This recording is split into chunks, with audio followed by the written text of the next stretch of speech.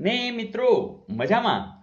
મિત્રો જીપીએસસી ની પરીક્ષા 31/12/2018 ના રોજ લેવાયેલી અને એમાં આસિસ્ટન્ટ એન્જિનિયર એમાં જે મેથ્સના સમ છે એમાં આપણે નજર કરી રહ્યા છીએ અને તમે જોશો કે તમે લોકો ધારો કે દીધી નથી કંઈ વાંધો નહીં, પણ તમે જોશો કે કેવા પ્રકારના પ્રશ્નો પૂછાયેલા અને તમને કેટલા સરસ આવડે છે. તો ઘણી વખત કોઈમાં જે નવા સવા હોય એને એમ લાગે કે મેથ્સ અઘરું છે, પણ મને એટલી ખબર છે કે જો તમે ચેનલના ઘણા બધા વિડીયો જોઈ લીધા હશે તો હવે તો તમે ફટાફટ જવાબ આપી દેવાના છો. તો વાત આટલી જ છે કે બસ દરરોજનું જે કામ છે અને આનંદથી કરેલું કામ છે એ કાયમ ઉગતું હોય છે અને હવે તો આપણી પાસે પ્રૂફ છે, જેમ કે તમારી કોમેન્ટ. તો મિત્રો ધારો કે તમે કોમેન્ટ્સ લખતા નથી તો મને ખ્યાલ નહીં આવે અને હું દરેકની કોમેન્ટ્સ વાંચું છું, એટલે ખાસ વિનંતી કે દરેક લોકો પોતાના અનુભવો શેર કરે, કારણ કે આ પોઝિટિવ મેસેજ બધા સુધી પહોંચવો એ પણ એટલો જ જરૂરી છે. એ પણ તમારો આપણા પરિવારનો એક સપોર્ટ છે અને એ સપોર્ટ તમે જરૂરથી કરજો. તો તમે MBA બની ગયા છો, મને બધું આવડે, તો એ દિશા સુધી પહોંચવા માટે તમારા બધાનો સહકાર છે અને એટલે જ આપણો પરિવાર ઝડપથી આગળ જઈ રહ્યો છે અને એમાં મુખ્ય વાત તો તમે લોકો જ છો. તો જો P જેમ Q બરાબર 4/7 અને Q જેમ R બરાબર 5/7 હોય તો P જેમ Q જેમ R કેટલા થશે? મિત્રો આવા કેસની અંદર તમને ખબર છે કે જેમ હોવું એટલે છેદમાં લખવા, P ના છેદમાં Q. તો અહીંયા શું લખશો? 4/7. ઓકે. એ જ રીતે Q જેમ R તો શું? તો કે 5/7.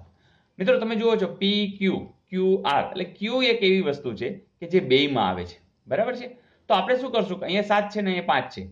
હવે આ બે સરખા કરવા હોય તો સિમ્પલ કે અહીંયા તમે 5 ને ગુણો, અહીંયા તમે 7 ને ગુણો. જોજો 7 5 7 35, 7 50 35, તો એ તો થઈ જશે. પણ તમે એ પણ જાણો છો કે ઉપર ગુણતા હો તો નીચે પણ એ 7 વડે ગુણી નાખો એટલે કંઈ કર્યું કહેવાય નહીં. એ જ રીતે અહીંયા ગુણ્યા 5 કરો છો તો અહીંયા ગુણ્યા 5 કરી નાખો એટલે આપણે કંઈ કર્યું કહેવાય નહીં. એટલે કે શું થયું? 4 50 20, 7 50 35, ઉપર અહીંયા 35, 37 49.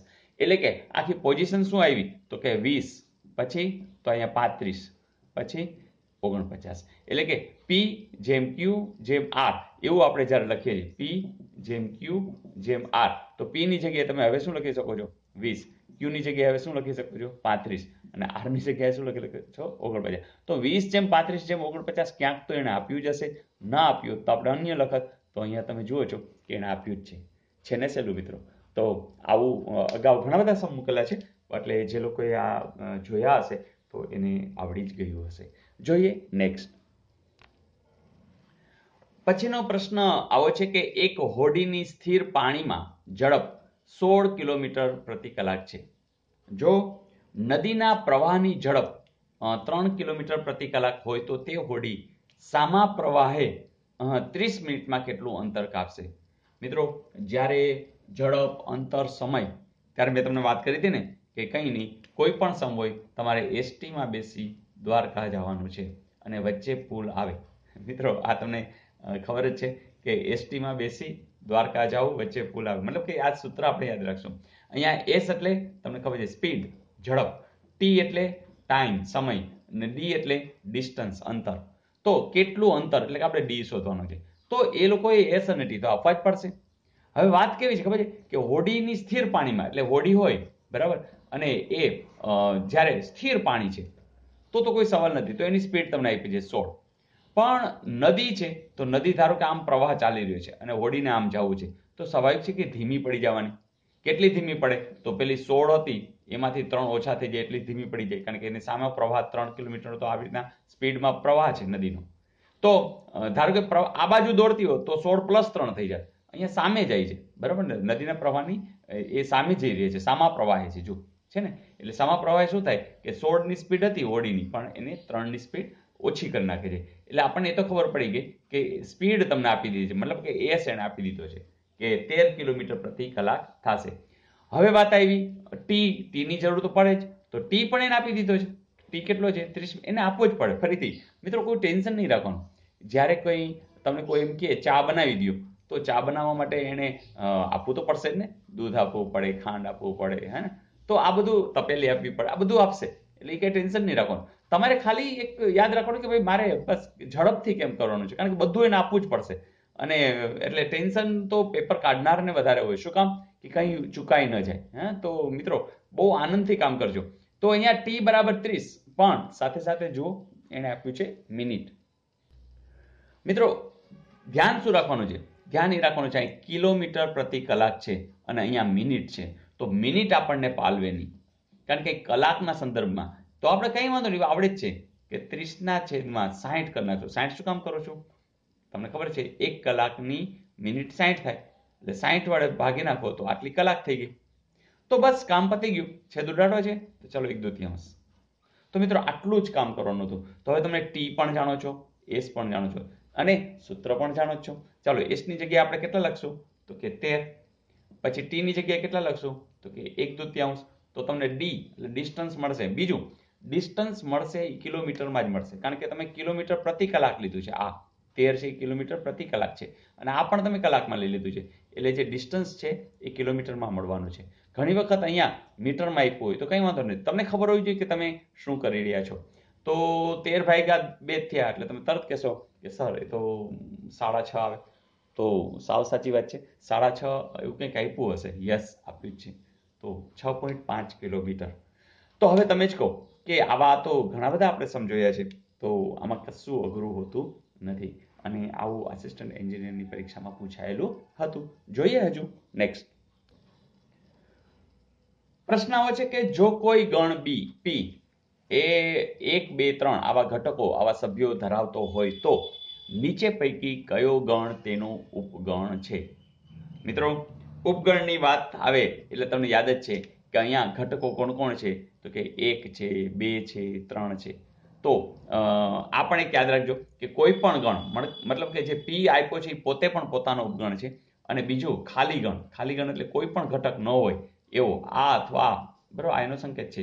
તો આ પણ એનો ઉપગણ છે અને છે.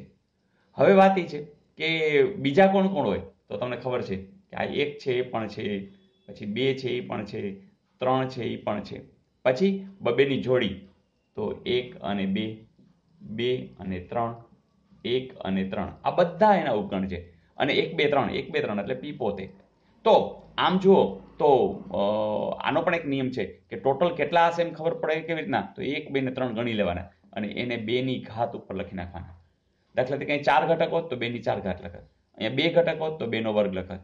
તો 2 ની n ઘાત એનું સૂત્ર છે કે એના એટલા ઉપગણ હોય. તો આ વસ્તુ વધારાનું શીખડાવું છું કે જેથી કરીને તમને ક્યાં પણ કામ આવે.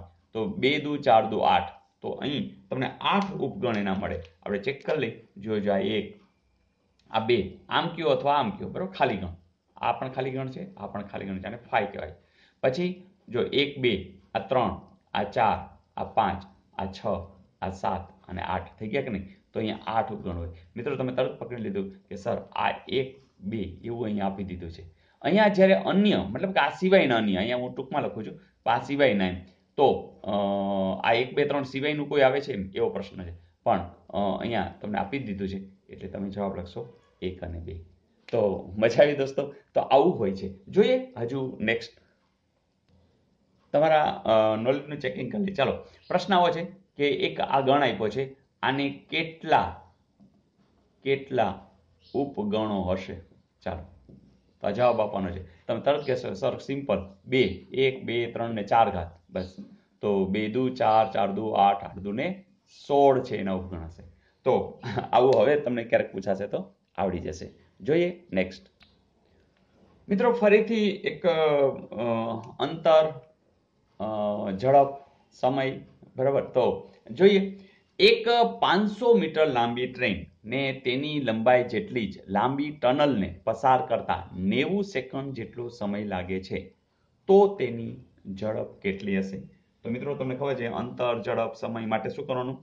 એસટીમાં બેસીને દ્વારકા જવાનું. તમે કહેશો ટ્રેનમાં હોય તો દ્વારકા જવા માટે એસટીમાં બેસવાનું? હા, કારણ કે તમને ખબર છે કે અહીં એસટી બરાબર ડી એ આપણું સૂત્ર છે.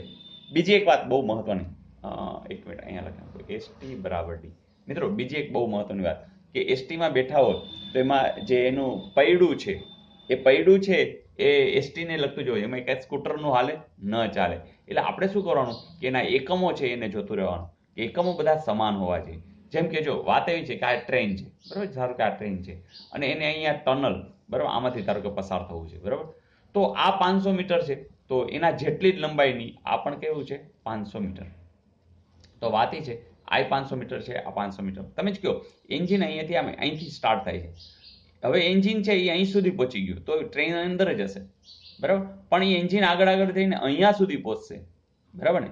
એટલે કે આ એન્જિન આટલું પણ અંતર કાપશે ને હજી પણ આટલું અંતર કાપશે તો અહીં એ ટ્રેન બહાર નીકળશે. એટલે કે ખરેખર ડિસ્ટન્સ છે ને એ આટલું થઈ ગયું. ખ્યાલ આવે છે મિત્રો? કારણ કે 500 આ ટ્રેનનું અને 500 આ ટનલનું. એટલે એન્જિન તમે અહીંથી કલ્પના કરો કે અહીંથી એન્ટર થયું અને ધારો કે આની જ આપણે વાત કરી છે, તો એન્જિન ધારો કે અહીંયા પહોંચે તો છેલ્લો ડબ્બો જે અહીંયા છે ટ્રેન પસાર થઈ કહેવાય નહીં. એટલે આખી ટ્રેનને પસાર થવા માટે આ જે છેલ્લો ડબ્બો છે અહીં સુધી આવવો છે. એટલે કે તમારું ડિસ્ટન્સ ક્યાં થયું તો અહીંથી ઠેઠ અહીં સુધી આ એન્જિન પહોંચશે. મતલબ આ 500 અને 500 ટ્રેનનું લંબાઈ. એટલે કે એ ખબર પડી ગઈ કે આ 500 પ્લસ 500 એટલે કે 1000 મીટર થઈ. હવે મિત્રો મીટર જોઈએ છે કે કિલોમીટર? તો તમે તરત કહેશો કે સર કિલોમીટરમાં જવાબ આપ્યો છે. એટલે 1000 મીટર એટલે કેટલા કિલોમીટર? એટલે 1 કિલોમીટર, બરાબર. એટલે તમને એક તો મળી ગયું કે આ કિલોમીટર એટલે કે આપણે ખબર છે કિલોમીટર એટલે અંતર, અંતર એટલે આપણે શું કહીએ છીએ ડી. એટલે હવે તમે ડી જાણો છો. Is it okay? જો આપ્યું જ હશે 3 વસ્તુમાંથી 2 આપે તો જ ત્રીજી વસ્તુ મળે, એટલે આપણે કઈ ટેન્શન છે નહીં. બીજી વાત કે તમને શોધવાનું છે શું? ઝડપ, એટલે કે એસ શોધવાનો છે. તો ડી તો તમને આપ્યો, બરાબર, આ ડી તો આપ્યો, એસ શોધવાનો છે તો ટી એને આપવો જ પડશે. હવે ટી એને કેટલો આપ્યો છે તો કે ભાઈ ટી બરાબર 90 સેકન્ડ છે. ફરીથી આપણે કલાક જોઈ છે તો 1 સેકન્ડ છે એવી 60 સેકન્ડ ભેગી થાય તો શું થાય તો મિનિટ થાય, અને બીજી હજી 60 થાય એટલે કલાક થાય. એટલે કે 60 ને 60 એવું 2 વડે આપણે ભાગાકાર કરવો પડશે તો અહીં આપણે કલાક મળશે. એટલે કે કોઈ પણ જો સેકન્ડ આપી હોય એને કલાકમાં ફેરવવું હોય તો 3600 વડે તમારે ભાગાકાર કરવો પડે. તો બસ તમે જ જો 0 તો ઉડી ગયો, બરાબર. તો 3 તેરી 9, 2 3, બરાબર. તો આખી વાત શું આવી તો જે તમારો જવાબ છે એ આ રીતે આવશે. 1/, અહીંયા 20 થશે ને, કારણ કે આ 0 1 જવા દીધું એટલે અહીં 20 આવશે. 1/20 દુને 40. તો આટલી કલાક. તો મિત્રો હવે જો તમે બધું જાણો છો કે એણે એસ, ટી અને ડી. તો તમારે શોધવાનું છે ઝડપ, એટલે આપણે પહેલા એસ લખીએ ઇન્ટુ ટી. ટી એટલે કેટલા છે તો હવે ટી તમને ખબર છે કે 1/40. 1/40 અને બરાબર ડી. ડી પર જાણો છો ડી કેટલું છે તો ડી એટલે હવે 1 કિલોમીટર છે એટલે 1. મિત્રો તમે જ કહો કે અહીંયા 1/40 છે, આ 40 આ બાજુ જ હશે, ગુણાકારમાં આવશે એટલે કે એસ બરાબર શું આવી જશે 40. તો 40 કિલોમીટર પ્રતિ કલાક એવું ક્યાં આપ્યું છે? તમે કહેશો હા સર આપ્યું છે. તો અહીંયા જવાબ આવશે 40 કિલોમીટર પ્રતિ કલાક. તો મિત્રો અત્યારે સમજાવવા માટે હું આ બધું લખું છું, પણ તમને ખબર જ છે કે આવું ટનલનું આવે તો આમ જ હોય તો સીધું જ તમે, કારણ કે આ સૂત્ર કંઈ લખવાની જરૂર નથી, કારણ કે અહીં તમારે સ્પીડ કરવાની છે. એટલે માત્ર જાણકારી છે એનો સીધો ઉપયોગ કરવાનો છે. પણ મારે એટલે સમજાવવું પડે કે ઘણા બધા નવા મિત્રો આ પહેલી જ વાર વિડીયો જોતા હોય એવું પણ બને. તો દરેક સમ છે હું નિરાતે સમજાવું છું. તો આવી નિરાત તમારે કરવાની નથી, આ તો તમારે પછી પ્રેક્ટિસ કરવાની છે. અને પ્રેક્ટિસ કેવી રીતે થાય? દરેક વિડીયો તમારે સ્ટોપ કરી અને ટ્રાય કરવાની છે. Is it okay? તો મિત્રો હજી પણ અમુક સમ છે તો આપણો વિડીયો છે બહુ લાંબો ન થઈ જાય, કારણ કે એ પણ એટલું જરૂરી છે કે ઘણા લોકો ટૂંકા વિડીયો જોવા પસંદ કરે છે, કેમ કે ઓછા સમયની અંદર પણ જાજુ કામ થાય. તો દરેક વિડીયો તમે જો જોઈ લીધો હોય તો નીચે લાઇકનું બટન ખાસ કરજો, એટલે જેથી કરીને ફરીથી એ વિડીયો આવે ત્યારે તમારે એમ વિચારવાનું કે હવે આ પુનરાવર્તન થયું છે અને પુનરાવર્તનની અંદર તમને એ સમ આવડવો જ જોઈએ. તો મિત્રો ફરીથી જે કંઈ આનંદ તમે લઈ રહ્યા છો એ માત્ર તમારી એક ક્લિકથી, એક શેર કરવાથી કેટલાય મિત્રોને, કારણ કે તમારું વોટ્સએપ ગ્રુપ હશે, ફેસબુકમાં ગ્રુપ હશે, ટેલિગ્રામમાં પણ હશે, તો દરેકને આ લાભ આપજો. તો મિત્રો આપણે ટેલિગ્રામની અંદર પણ એનડી ક્રિએટિવ કરશો તો ચેનલ આવી જશે, અને એક જ મિનિટ હું લખી દઉં. તો એનડી ક્રિએટિવ આ રીતે ટેલિગ્રામ ચેનલની અંદર તમને મળી જશે, અને એમાં પણ વિડીયો નાખીશ. અને અહીંયા એનડીસી એસટીડી 10 આ ખાસ 10મા ધોરણના વિદ્યાર્થીઓ તો ખાસ એનડીસી એસટીડી એટલે સ્ટાન્ડર્ડ 10th, બરાબર. તો એ ખાસ વિડીયો જોવા મળશે. આજુબાજુ 10મા વાળા જે કોઈ હોય તો એ લોકોને કહી દેવાનું કે ટેલિગ્રામમાં એનડીસી એસટીડી 10 ખાસ કરી નાખે, જેથી કરીને એ બધાને કામ આવે. તો મિત્રો નવી નવી વાતો સાથે હજી એક વિડીયો બનાવી રહ્યું છું જે તમને ઉપયોગી થશે. તો એમાં પણ હજી આ જ પેપરની અંદર ઘણા બધા સમ છે અને એ તમને બધા આવડી જવાના છે.